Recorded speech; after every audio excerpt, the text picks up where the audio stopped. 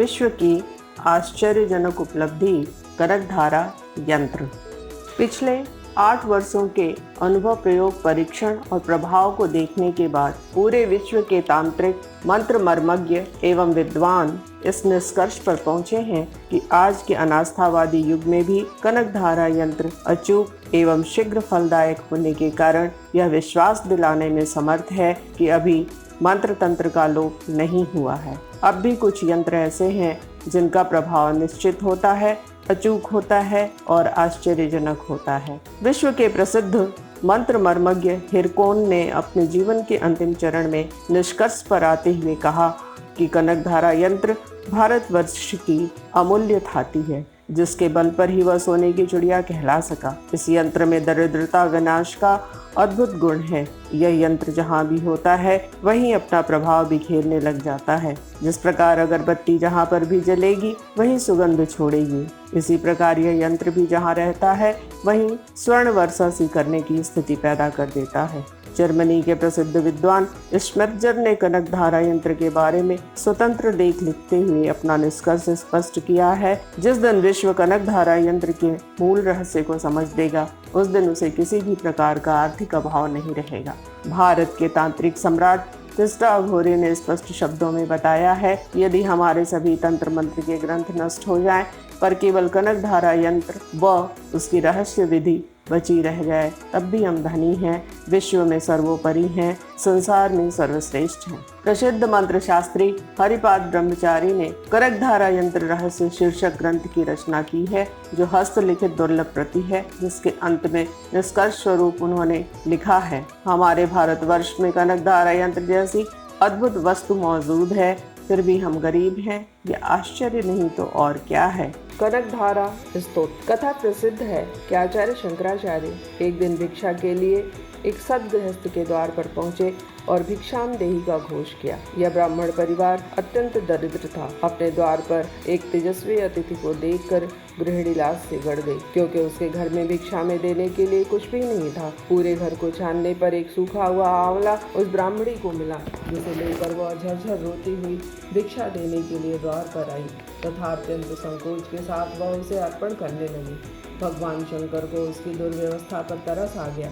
उन्होंने वहीं बैठकर तत्काल ऐश्वर्य की अधिष्ठात्री देवी वात्सल्यमयी भगवती महालक्ष्मी की स्तुति आरंभ की और उनकी वाणी से अनायास ही करुणापूर्ण ऐसे कोमल कांत पद्मावली प्रस्फुटित हुई, जिसे सुनकर भगवती महालक्ष्मी देखते देखते आचार्य के सम्मुख अपने त्रिभुवन मोहन रूप में प्रकट हो गई और कोमल शब्दों में पूछा, मुझे कैसे स्मरण किया।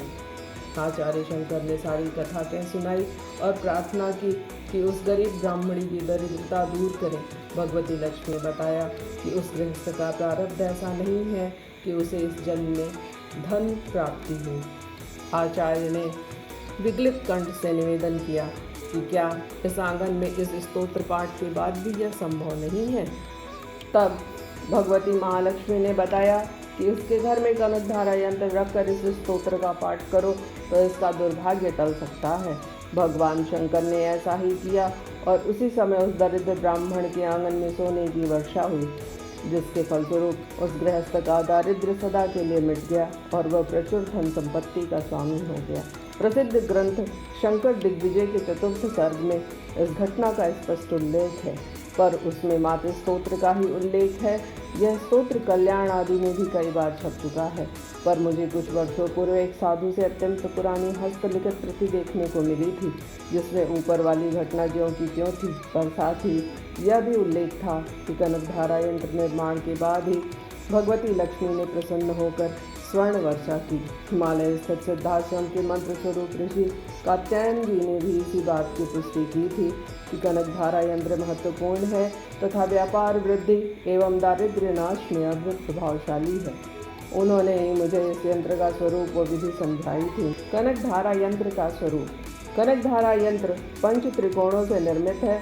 यंत्र के चारों तरफ 3 परिधि खींची जाती है, जो कि 3 शक्तियों महाकाली, शत्रु संहार कर्त्री, महालक्ष्मी, धन धान्य प्रदान कर्त्री, महासरस्वती, यश सम्मान प्रदान कर्त्री की प्रतीक हैं। इसके पश्चात गोल घेरा त्रिभुवन सुंदरी का प्रतीक है। तत्पश्चात 16 कमल दल है जो कि कुबेर सहचर के प्रतीक हैं, जिनके नाम हैं धन, धान्य, पृथ्वी, भवन, कीर्ति, आयु, यश, संपदा, वाहन, स्त्री, संतान, राज्य सम्मान, स्वास्थ्य, प्रफुल्लता, भोग तथा मोक्ष। इसके पश्चात 16 कमल दलों के भीतर अष्टदल का निर्माण होता है जो कि अष्ट लक्ष्मी सिद्धियों का प्रतीक है, जिनके नाम हैं अणिमा, महिमा, लघिमा, प्राप्ति, प्राकाम्य, इशिता, वशिता तथा ख्याति है।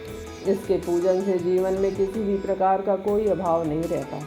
इस अष्टदल के भीतर का त्रिकोण दारिद्र्य विनाशक धनदा लक्ष्मी का प्रतीक है। इसके भीतर का त्रिकोण भुवनेश्वरी लक्ष्मी का परिचायक है तथा त्रिकोण के मध्य का बिंदु भगवती का सूचक है, जो कि समस्त अनिष्टों का नाश करने वाली तथा जीवन में प्रफुल्लता बढ़ाने वाली है। साधक को इस बिंदु पर स्वर्ण सिंहासनारूढ़ भगवती लक्ष्मी की कल्पना करनी चाहिए। इस प्रकार से यह यंत्र समस्त प्रकार की धनदायक शक्तियों का परिचायक एवं सूचक है तथा इस यंत्र की पूजा इन सारी शक्तियों की समग्र पूजा है। कनकधारा यंत्र धातु निर्मित होता है तथा यंत्र का निर्माण अत्यंत पेचीदा एवं सूक्ष्म है। कनकधारा यंत्र रहस्य हस्तलिखित प्रतिलिपि के अनुसार इसे कूर्म पृष्ठीय बनाना चाहिए तथा धातु निर्मित हो। इसके साथ ही संजीवनी काल में ही इस यंत्र का निर्माण हो, क्योंकि अशुद्ध एवं अप्रमाणित यंत्र लाभ की बजाय हानि दे सकता है। घर के अतिरिक्त दुकान, कारखाना, फैक्ट्री, व्यवसाय स्थल पर भी इस यंत्र को स्थापित किया जा सकता है। यंत्र राज ग्रंथ के अनुसार इस यंत्र को घर में स्थापित करने से अटूट लक्ष्मी प्राप्ति होती है तथा घर में लक्ष्मी का चिरकाल तक वास रहता है। यंत्र तभी फलदायक हो सकता है जब वह मंत्र से प्राण प्रतिष्ठा युक्त हो। इस यंत्र पर संजीवनी संपुट युक्त प्राण प्रतिष्ठा होनी चाहिए। किसी भी बुधवार को इस यंत्र को स्थापित किया जा सकता है। ग्रस्त व्यक्तियों को यदि शुद्ध मंत्रोच्चार एवं प्राण प्रतिष्ठा क्रिया का ज्ञान न हो तो उन्हें चाहिए कि वे किसी योग्य विद्वान के साथ प्राण प्रतिष्ठा युक्त मंत्र सिद्ध कनकधारा यंत्र ही लें। कनकधारा विनियोग। ओम अस्य श्री कनकधारा यंत्र मंत्रस्य श्री आचार्य श्री शंकर भगवत्पाद ऋषि श्री भुवनेश्वरी ऐश्वर्यदात्री महालक्ष्मी देवता श्रीं बीजम ह्रीं शक्तिं श्रीं विद्या रजोगुण रसना ज्ञानेन्द्रियं भोग रस वाक् कर्मेन्द्रियं मध्यम स्वरम द्रव्य तत्वं विद्याकलां ऐं कीलनं ब्रूम उत्कीलनं प्रवाहिनी संचय मुद्रा मम क्षेमस्य आयुर आरोग्याभिवृद्ध्यर्थं श्री महालक्ष्मी अष्टलक्ष्मी भगवती दारिद्र्य विनाशक धनदा लक्ष्मी प्रसाद सिद्ध्यर्थम च नमोयुत वाग बीज स्वबीज लोम विलोम पूरितोक्त त्रिभुवन भूतिकरी प्रसिद्ध मह्यम माला मंत्र जपे विनियोग। कनकधारा ध्यान। सरसिज निलय सरोज हस्ते धवल तमांशुक गंधमाल्य शोभे भगवती हरिवल्लभे मनोज्ञे त्रिभुवन भूतिकरी प्रसीद मह्यम। कनकधारा मंत्र। ओम वम श्रीं वम ऐं ह्रीं श्रीं क्लीं कनकधाराय स्वाहा। कनकधारा यंत्र एवं कनकधारा स्तोत्र का परस्पर घनिष्ठ संबंध है। व्यक्ति को चाहिए कि वह अपने घर में मंत्र सिद्ध प्राण प्रतिष्ठा युक्त कनकधारा यंत्र स्थापित करें एवं नित्य कनकधारा स्तोत्र का पाठ करें। कनकधारा स्तोत्र स्वयं मंत्रमय है, अतः विभिन्न संपुट देकर स्तोत्र पाठ से विभिन्न कार्य संपन्न किए जा सकते हैं। उदाहरणार्थ धनदा संपुट से अतुल धन प्राप्ति, पुत्रेष्ठ संपुट से पुत्र लाभ, संजीवनी संपुट से रोग मुक्ति एवं अष्टलक्ष्मी संपुट से अटूट धन संपत्ति प्राप्त की जा सकती है। विद्वानों के अनुसार श्री यंत्र एवं कनकधारा यंत्र का अद्भुत सामंजस्य है। जिसके पास श्री यंत्र है उनके लिए तो यह वरदान स्वरूप है कि वे श्री यंत्र के साथ ही कनकधारा यंत्र भी स्थापित करें। इसके समान सामंजस्य विश्व में दुर्लभ है। प्रेम से बोलिए पूज्य गुरुदेव की जय। कनकधारा स्तोत्र का उच्चारण कर रहा हूँ।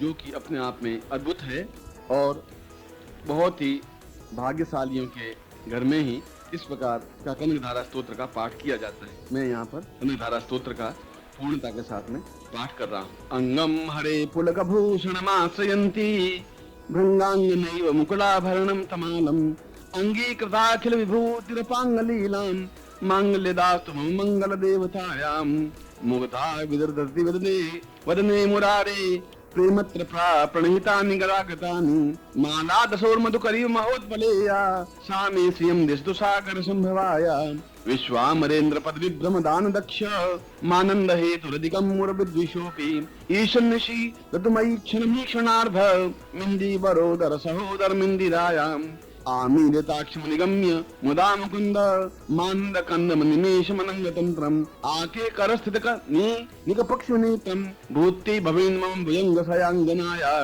बाह्यंतरे मर्जितस्थित कौस्तुभेया हारावली भरनीलमयी विभाति कामप्रदा भगवतोऽपि कटाक्षमाला कल्याणमा वहतु मे कमलालयाया कालाम्बुदा विललितो रसिकैकभारे धाराधरे स्फूर्तिया तडितङ्गनैव मातुः समस्त जगतां महनीय मूर्तिर् भद्राणि मे दिशतु भार्गवनन्दनाय प्राप्तं पदं प्रथमतः किल यत् प्रभावान् माङ्गल्यभाजि मधुमाथिनि मद्मथैव मय्यापतित् तदीयमन् थरमीक्षणार्धं मन्दारसं च मकरान्लय कन्यकाया प्रत्यादयान्वनो द्रविणाम्बुधारा मस्मिन् किञ्चन विजङ्गशिशो विषण्णे दुष्कर्म घर्म मपनियज्याय दूरम् नारायण प्रणयिनी नयनाम्बुवाह इष्टाविशिष्टमतयोऽपि दया दयार्दश दृष्ट्वा त्रिष्टपदवरं सुलभं सदत्ते दृष्टि प्रष्ट कमलोदर दीप्तिदिष्टां पुष्टिकशिष्टमं पुष्करविष्टराया ये देवतेति गरुडध्वज सुन्दरीति साकम्भरीति शिशेखर वल्लभेति षष्ठी स्थिति प्रलय केशिल संसितायै